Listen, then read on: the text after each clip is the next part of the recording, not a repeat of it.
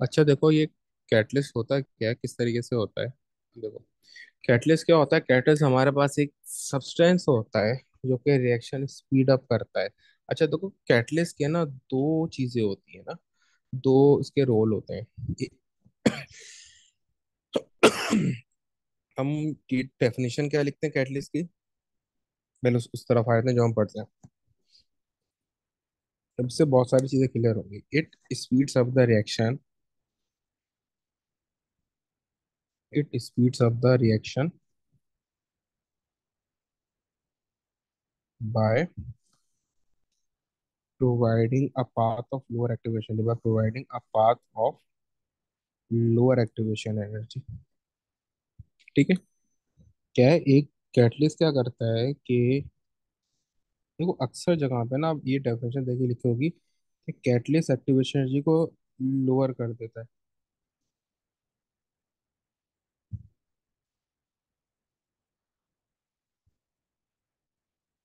Catalyst क्या करता है, एक्टिवेशन एनर्जी को लोअर कर देता है, लेकिन ऐसा कुछ नहीं होता। क्या है, it speeds up the reaction by providing a path of lower activation energy. अब क्या होता है, कैटलिस्ट के दो रोल होते हैं। एक रोल क्या है, एक रोल है रिएक्शन को स्पीड अप करना। सेकंड रोल क्या है, जो पार्टिकल्स रिएक्ट नहीं कर रहे उनको रिएक्ट कराना। यानी उनके पास रिक्वायर्ड एक्टिवेशन एनर्जी नहीं है तो बोलता है कि भाई मेरे पास आके रिएक्ट कर लो। Makes a particle react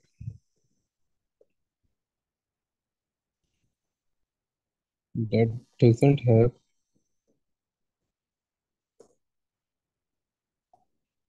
sufficient activation. Sufficient का होता है जो हमें चाहिए, सफिशिएंट एक्टिवेशन एनर्जी। जिन पार्टिकल्स, एक वो speed up the reaction, reaction को स्पीड अप करता है। ठीक है, क्या करता है, रिएक्शन को स्पीड अप करता है। सेकंड क्या है, मेक्स अ पार्टिकल रिएक्ट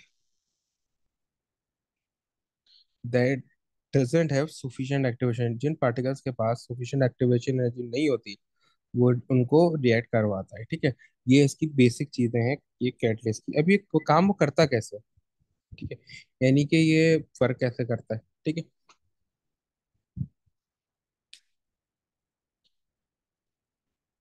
तो देखो सबसे पहले तो क्या होता है, अब इसकी मैं दो तरीकों से बात वो समझाता हूँ आपको। देखो, एक चीज क्या है कि यहाँ पे ए प्लस बी रिएक्ट कर रहे हैं ना, ए प्लस बी आपस में रिएक्ट कर रहे हैं, बन रहा है सी, बन रहा है टी। और सी यहाँ पे कैटलिस्ट है, मेरा सी में कैटलिस्ट करूँ। अब कैटलिस्ट रोल क्या प्ले कर रहा है, अब अगर ए और बी आपस में रिएक्ट करेंगे ना तो हमें इनको बहुत जो है ना ये एनर्जी देनी पड़ेगी, टेम्परेचर को देना पड़ेगा और बहुत टाइम को लगेगा। तो सी करता क्या है, सही। अब अगर हम विदाउट कैटलिस्ट ये रिएक्शन करेंगे तो बहुत टाइम को लगने वाला है ना हमें, बहुत ज्यादा टाइम ई को लगने वाला है। तो हम यहाँ पे करते क्या है, देखो, अब जो सिनेरियो बनना है वो क्या बनना है कि ए जो है वो ए पॉजिटिव में चेंज होना है और बी जो बी नेगेटिव में चेंज होना है। फिर ए और बी ने आपस में रिएक्शन करना है और क्या बनाना है, डी। अब ये जो ए से ए प्लस बनना है ना, बी से बी प्लस बनना है, ये सबसे बड़ी ये प्रॉब्लम है। क्योंकि इनके पास इतनी एनर्जी है नहीं कि ये खुद अपने आप को आयनाइज, जैसा ये स्ट्रॉन्ग एसिड होता है वो खुद अपने आप को आयनाइज कर लेता है। इन दोनों के पास इतनी पावर नहीं है कि ए अपने आप को ये आयनाइज करे और बी खुद से इलेक्ट्रॉन गेन करे। ठीक है, यानी कि ए इतनी इनके पास ये पावर नहीं है कि ए अपने आप को खुद से वो करे।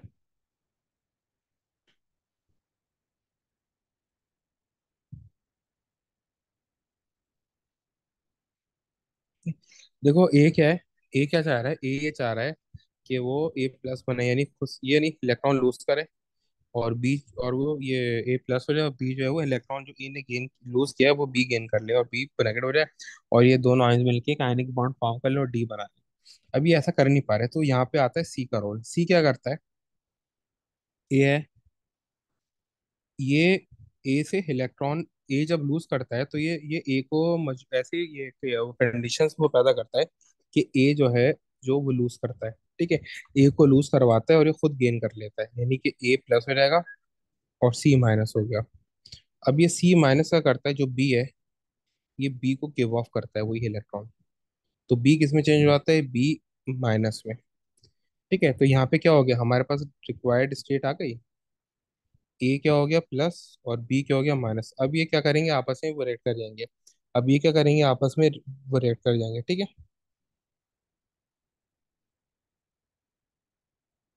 तो अब यहाँ पे, अब मेरी बात सुनना। अब एक बात गौर से देखो कि ए और बी का तो काम हो गया, इसने तो रिएक्ट कर लिया। लेकिन यहाँ पे इसने क्या किया है, सी जहां से स्टार्ट हुआ था ना, इसकी जो वो कंडीशन थी, वही कंडीशन ये फिर से आ गई। वही कंडीशन फिर से आ गई। तो ये यानी कि इसकी ये करेक्टरिस्टिक है। एक तो हम बोलते हैं कि ये रिएक्शन में पार्ट नहीं लेता, इसका मतलब है कि जो अगर जैसे ये रिएक्शन, अगर मैं इसकी डेट में जाऊं, क्या है ये रिएक्शन में पार्ट तो लेता है। लेकिन हम क्या बोलते हैं कि जैसे अगर जैसे ए है, ए यहाँ पे रिएक्शन में पार्ट ले रहा है, तो ए किस में चेंज हो रहा है, वो परमानेंटली ए वो प्लस में चेंज हो रहा है। जैसे कि ये ए है, ये रिएक्शन में वो पार्ट ले रहा है, तो ये अभी ए है। फिर ये परमानेंटली किस में चेंज हो रहा है, ए प्लस में चेंज हो रहा है। बी रिएक्शन में वो पार्ट ले रहा है, वो किस में चेंज हो रहा है, बी मार्क्स में हो रहा है। लेकिन जो हमारे पास सी है, भाई ये तो स्टार्ट ही सी से हुआ था और एंड भी सी पे हुआ है। हम इसको क्या बोलते हैं, ये रिएक्शन में वो पार्ट नहीं ले रहा। तो रिएक्शन में पार्ट किस सेंस में नहीं पता, मतलब वो ले रहा कि इसकी जो केमिकल स्टेट है वो सेम रहती है। Chemically it remains the same, ठीक है। अब इसके बारे में कैसे लिखूंगा,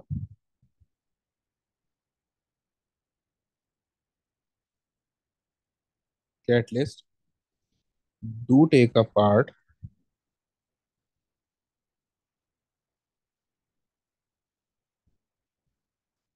to take a part in a react to take part in a reaction. ठीक है, रिएक्शन में वो पार्ट लेता है, बट regenerated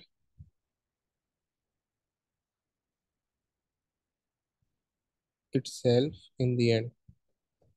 ये इन the end वो क्या करता है, अपनी अपने आप को रीजनरेट कर लेता है। Catalyst do take a part in a reaction but regenerated itself in the end, ठीक है।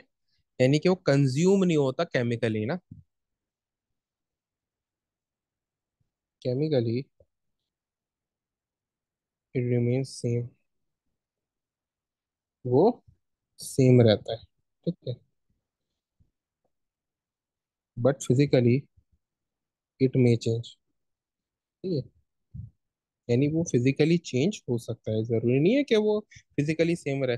उसकी अपीयरेंस चेंज हो सकती है, जैसे वो बल्क फॉर्म में तो पाउडर फॉर्म में हो जाए, सॉलिड है तो लिक्विड हो जाए, लिक्विड है तो गैस है, गैस है तो सॉलिड हो जाए, गैस है तो लिक्विड हो जाए। सब ये जो फिजिकल चेंजेस हैं वो हो सकती हैं, केमिकल चेंजेस नहीं हो सकते। क्यों? क्योंकि केमिकल चेंजेस आती हैं इलेक्ट्रॉन ट्रांजेक्शन से। तो ये क्या था कि इसने एक इलेक्ट्रॉन वो गेन तो किया था, बाद में वही वो लूज कर दिया, तो उसमें ओवरऑल कोई इलेक्ट्रॉन ट्रांजेक्शन नहीं आई ना। यानी कि ना ही इसने जो इसकी फाइनल और इनिशियल स्टेट थी वो सी ही रही, जो सी था वो सी रहा। यानी कि ना तो इसने कोई, अगर मैं इसको सिर्फ फाइनल और इनिशियल स्टेट पे देखूं, तो इसने ना कोई इलेक्ट्रॉन लूज किया ना कोई गेन किया। लेकिन अगर मैं वैसे प्रोडक्ट में जाऊं तो ये गेन भी कर रहा है लूज भी कर रहा है। लेकिन हम क्या देखते हैं, हम ये देखते हैं कि भाई एट दी स्टार्ट किया और एट दी एंड किया है, ठीक है। तो ये मेरा कैटलिस्ट होता है, सही। इस तरीके से हम इसको डिफाइन करते हैं, सही। अच्छा, तो इसके बाद इसकी और भी चीजें होती हैं, ठीक है। ये तो क्या था कि it speeds up the reaction by providing a path of lower activation energy. ये मेरे पास कैटलिस्ट की डेफिनेशन थी जो आपने एग्जाम में वो लिखनी होती है। फिर क्या होता है, इसके दो पर्पस होते हैं कि स्पीड अप द रिएक्शन, दूसरा क्या, makes a particle react that doesn't have sufficient activation energy. ये इसका वो दूसरा पार्ट है, लेकिन हम मेजरली उसको स्पीड अप द रिएक्शन की वो तौर पे लिखते हैं, रिएक्शन स्पीड अप करने में हम लेते हैं। जैसे मैंने यहाँ पे आपको वो दिखाया, ये रिएक्शन स्पीड अप कर रहा है। अगर ए और बी का हम सिंपल तरीके से रिएक्शन करते तो नहीं वो कर पाते, बहुत हमें एनर्जी को देनी पड़ती है और बहुत टाइम हमारा वेस्ट होता, बहुत ज्यादा टाइम को लगता है। तो क्या किया, वो कैटलिस्ट ने आके वो रोल, बीच का जो टाइम था पूरा, वो पूरा हटा दिया और खुद ही इनको रिएक्ट वो करा दिया, सही। इस तरीके से। अच्छा देखो, और फिर क्या होता है,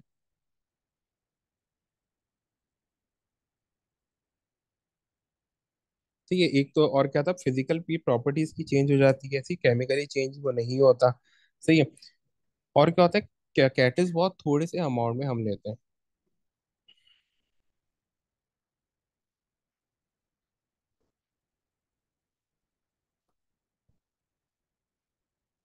वी टेक कैटलिस्ट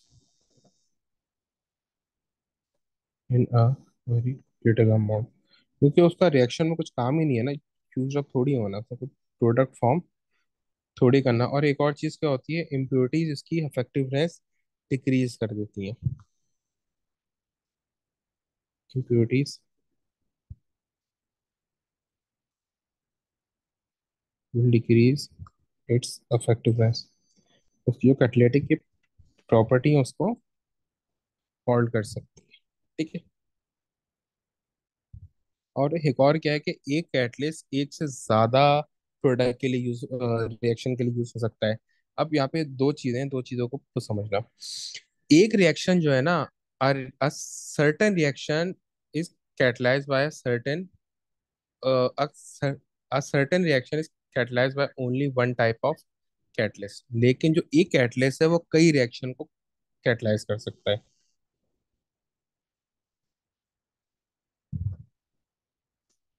जिससे आयरन है, आयरन बहुत सारे रिएक्शन को अपन catalyst can catalyse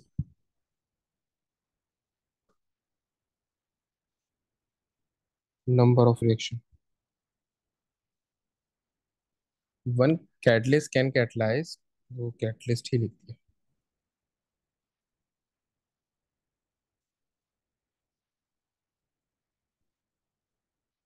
one catalyst can catalyse number of reactions, but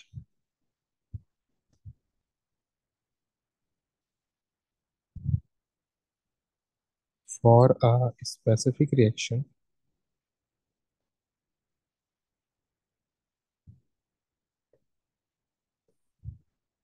only specific catalyst is used।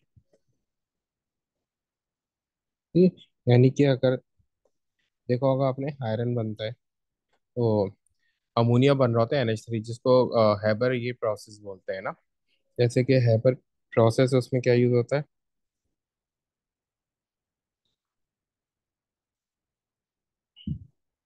चला हैबर ये प्रोसेस है, ठीक है। उसमें क्या यूज होता है? उसमें यूज होता है आयरन। ठीक है। और इसमें आयरन यानी कि NH3 की मेकिंग होती है, उसमें आयरन के बगैर कोई और यूज हो ही नहीं सकता। उसमें आयरन के बगैर कोई और यूज हो ही नहीं सकता। ठीक है।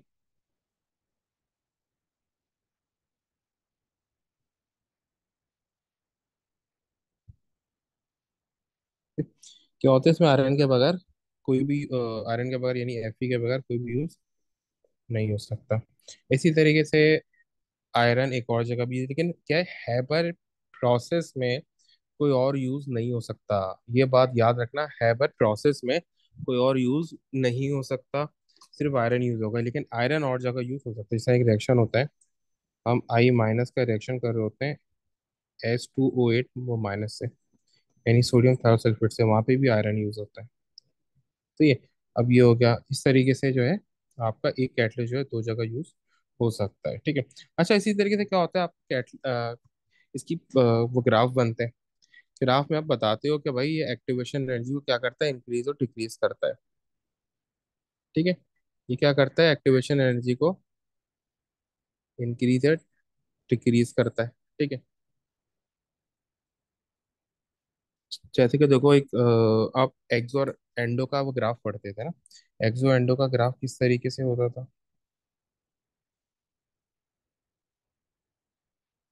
ये आपके पास एक्सो का ग्राफ है और ये आपके पास एंडो का ग्राफ है।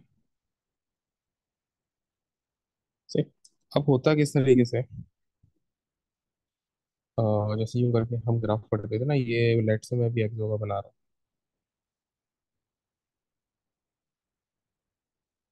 सही है, और ये अभी एंडो का बना रहा हूँ। सही। अब यहाँ पे क्या आते हैं, रिएक्टेंट।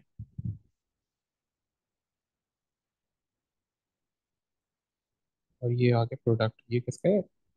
एक्सोथर्मिक का ग्राफ है ना, क्योंकि हीट जो है वो कम हो रही है। अच्छा, यहाँ पे क्या आता है, यहाँ पे आती है प्रोग्रेस, और ये आता है एनर्जी। ठीक है। और यहाँ पे ये प्रोग्रेस आती है, और ये आपका दूसरा वाला हैंडो का है। अब यहाँ पे जो पम्प देख रहे हो ना आप, ये है without activation energy, without catalyst. यानी एक्टिवेशन, ये पूरा आपकी एक्टिवेशन एनर्जी होती थी ना, अगर आपको याद हो मैं जो कराया था, ये एक्टिवेशन, ये एनर्जी होती थी पूरी। तो ये पूरी एक्टिवेशन एनर्जी है, ये क्या है, विदाउट कैटलिस्ट है। ये क्या है, विदाउट कैटलिस्ट, इसको बोल सकता हूँ विदाउट कैटलिस्ट है। ठीक है। जब इसमें मैं कैटलिस्ट ऐड करता हूँ तो क्या होता है, जब मैं कैटलिस्ट ऐड करता हूँ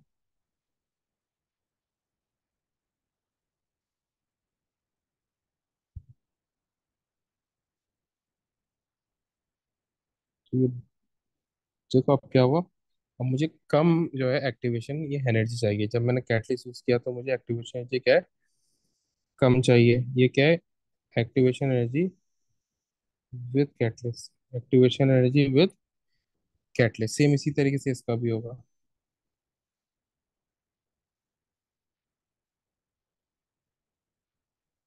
इसमें भी क्या, एक्टिवेशन एनर्जी अब मुझे कम चाहिए as compare to previous one. ठीक है।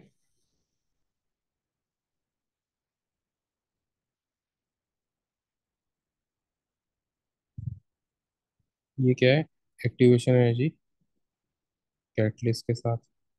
ये क्या है, नॉर्मल एक्टिवेशन एनर्जी जब मैं इसको एनर्जी दे रहा हूँ। ठीक है, तो देखो इतना जो है ना डिफरेंस आता है। जो मेरा वो कैटलिस्ट है वो इतना डिफरेंस प्रोड्यूस कर देता है ना। सही है। यानी कि आपको बहुत ही कम एनर्जी चाहिए होती है, कैटलिस्ट एक डिफरेंट रूट से रिएक्शन कराता है ना। जो डेफिनेशन है याद रखना, it speeds up the reaction by providing a path of lower activation energy. यानी कोई ऐसा पाथ प्रोवाइड करता है जिसकी एक्टिवेशन एनर्जी ही कम हो। ठीक है।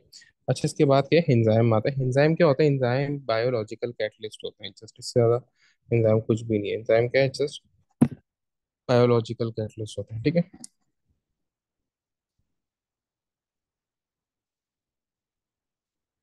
एंजाइम्स क्या होते हैं, बायोलॉजिकल कैटलिस्ट होते हैं ना।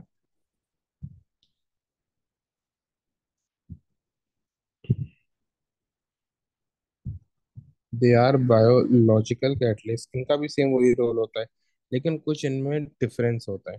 क्या, they are pH and temperature sensitive.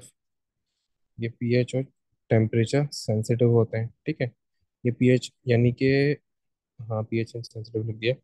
They are temperature and pH sensitive, pH and temperature sensitive यानी कि हल्का सा भी जो चेंज होता है ना पीएच और इसका, वो बहुत अफेक्ट यानी कि अफेक्ट प्रोड्यूस कर सकता है आपके जो एंजाइम। एंजाइम होता है कि एंजाइम मतलब में प्रोटीन्स होते हैं ना।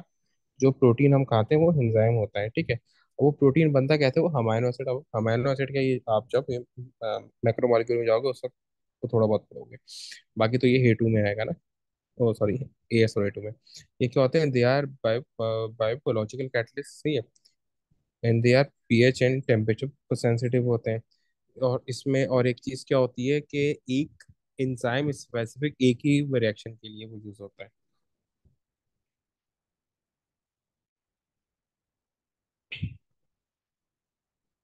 Specific enzyme for specific reaction, for specific reaction यानी एक एंजाइम जो है वो एक ही रिएक्शन के लिए यूज होगा। जैसे कि फर्स्ट करो, ए और बी का रिएक्शन है और यहाँ एंजाइम यूज हो रहा है ई, तो जो ई है ना वो सिर्फ ए और बी के लिए ही यूज हो सकता है। इसके अलावा अगर सी और डी का रिएक्शन हो तो वहाँ पे ई यूज नहीं हो सकता। वहाँ पे जो उसका रिस्पेक्टिव एंजाइम है वो यूज होगा। ठीक है। यानी कि ये इतना सिलेक्टिव होता है। सही। और ये क्या होता है, ये वो लॉक एंड की स्ट्रक्चर होता है। क्या होता है, लॉक एंड की स्ट्रक्चर होता है। ये लॉक एंड की किस तरीके से होता है इसके बारे में बात करते हैं। ये देखो ये इस तरीके से ना लॉक एंड की स्ट्रक्चर होता है ना। ये जो एंजाइम है मेरा वो लॉक होता है। और जो ऊपर जो रिएक्टेंट है उनको बोलते हैं सबस्ट्रेट ना। जो रिएक्टेंट है उनको क्या बोलते हैं, सबस्ट्रेट। यहाँ पे क्या बोलते हैं, सबस्ट्रेट ना। ठीक है। तो ये और ये क्या होते हैं, ये की होते हैं। जो सबस्ट्रेट है ये क्या होते हैं, ये की होते हैं। और जो एंजाइम है वो लॉक होता है। अब की जो है ये दोनों इसमें आके ये अटैच होते हैं। अटैच होके रिएक्शन करते हैं और रिएक्शन होके अपने रिस्पेक्टिव पार्ट्स में टूट के अलग हो जाते हैं। इस तरीके से ये आए थे एसी और ए थे तो इनको एक साथ वो कर दिया ना। अब ये इस तरीके से प्रोडक्ट आपकी फॉर्म होती है। लॉक इन की स्ट्रक्चर होता है एंजाइम में। ठीक है। एंजाइम बहुत सारी जगह यूज होता है। जैसे आप शुगर या स्टार्च से आप इथेनॉल और कार्बन डाइऑक्साइड बनाते हो, तो जो हीस्ट होता है वो आपका एंजाइम होता है। वहाँ पे आपको यूज होता है। ठीक है। जो अल्कोहलिक ड्रिंक्स है वहाँ पे भी यूज होता है। ठीक है। जो हीस्ट है आपका वो तो एक बहुत अच्छी एग्जाम्पल है किसकी, एंजाइम की ना। ठीक है। वो बहुत अच्छी एग्जाम्पल है किसकी, एंजाइम।